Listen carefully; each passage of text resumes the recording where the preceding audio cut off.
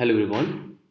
So now we will discuss about the kinesiology of thoracic spine. We have completed the cervical spine where we discussed the brief anatomy. We discussed about the osteokinematics, arthrokinematics and kinetics of the cervical vertebra.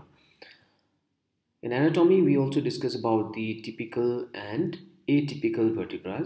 Similarly, we have atypical and typical vertebrae for thoracic spine. First, let's discuss the basic anatomy briefly. It has how many vertebrae? Thoracic spine has 12 vertebrae, T1 to T12. It is more rigid compared to the cervical and lumbar vertebrae. It has less mobility because of the connection of ribs to this vertebral spine. It contributes in protection of heart, lungs, great vessels. When we view from the lateral side, it is kyphotic. It is about 20 to 40 degrees of kyphosis. In young adults, women have less kyphosis in the thoracic spine than the males. These are basic anatomy. Similar to cervical vertebrae, thoracic vertebra has typical vertebrae and atypical vertebrae. So typical vertebrae, that is the features of the vertebrae are same for T2, T3, T4, T5, T6, T7 and T8. So T2 to T8 they are similar. So what are the features that are similar for typical vertebra? The vertebral bodies are heart shaped with large anterior posterior dimensions.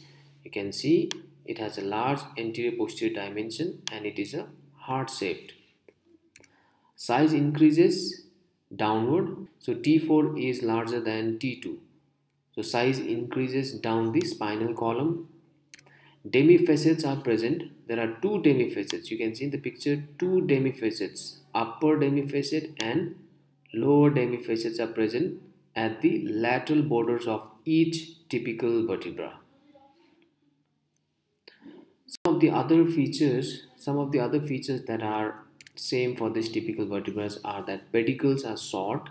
It is about 6 to 8 mm arising from the posterior lateral part of the body. So these are the pedicles that arises from the posterior lateral part of the body. It is short. It is about 6 to 8 millimeter.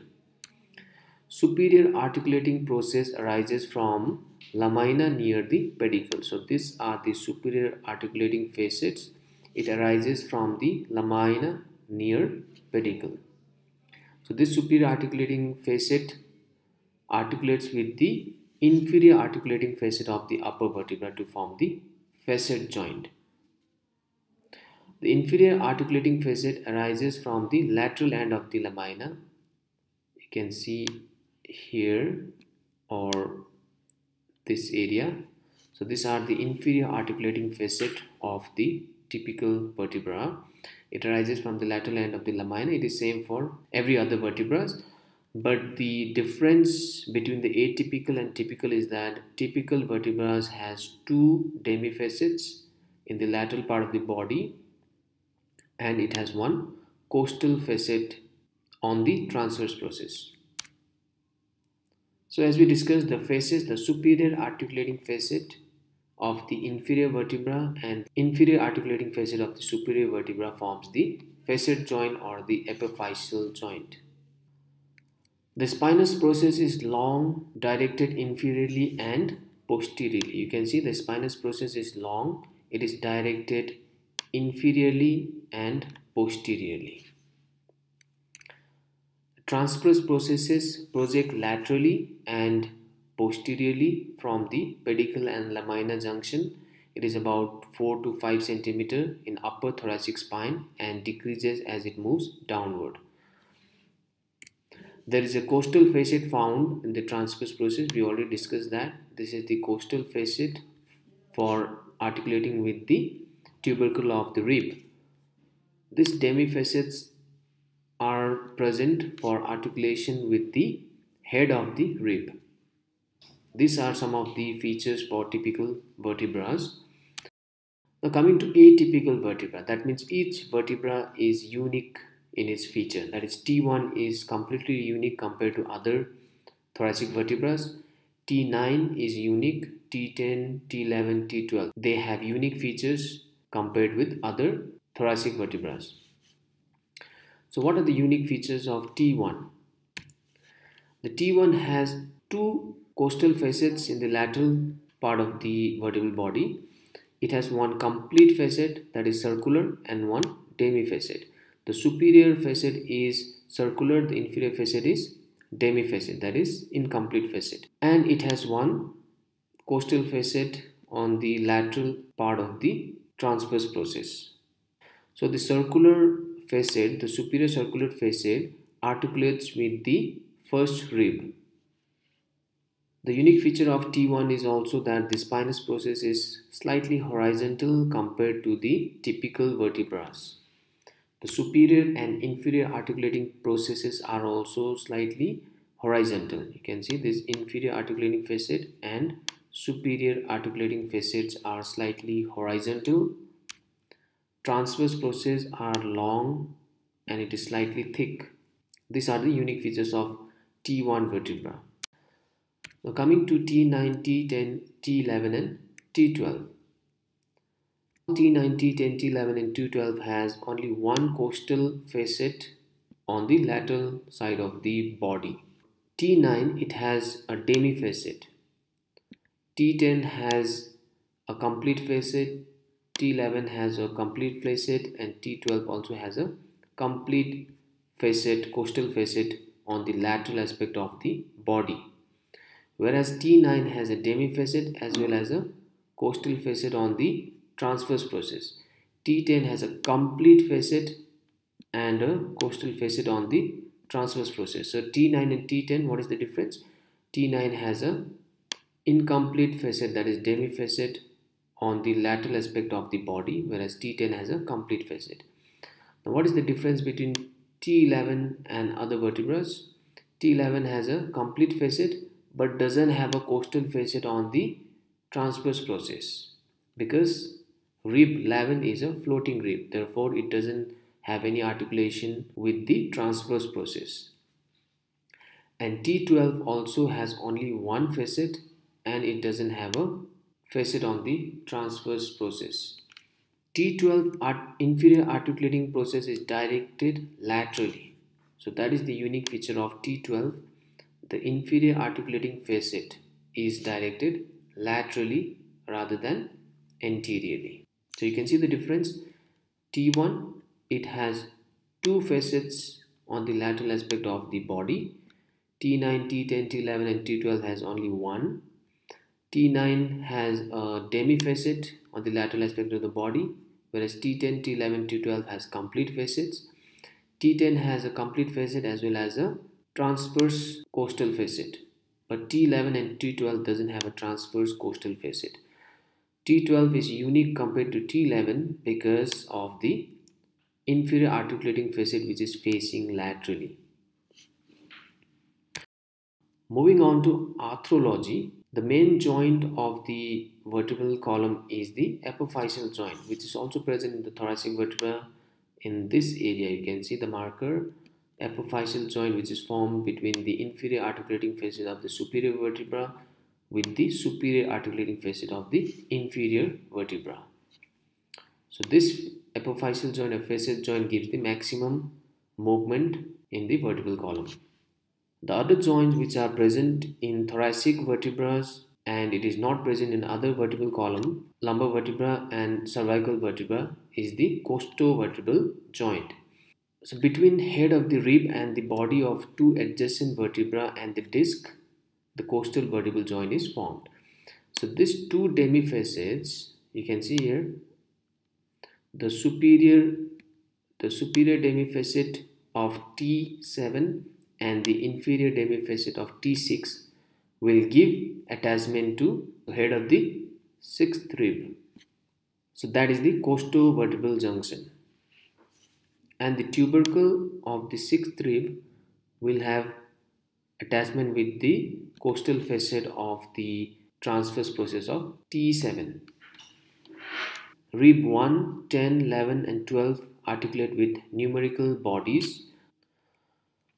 Next joint is the costotransverse joint. We discussed in previous slide that the tubercle of the rib, here you can see the tubercle of the rib will articulate with the costal facet of the transverse process to form the costotransverse joint. Rib 11 and 12 doesn't have this joint because the rib 11 and 12 are floating rib, and there is no costal facet on the transverse process of T11 and T12 vertebra.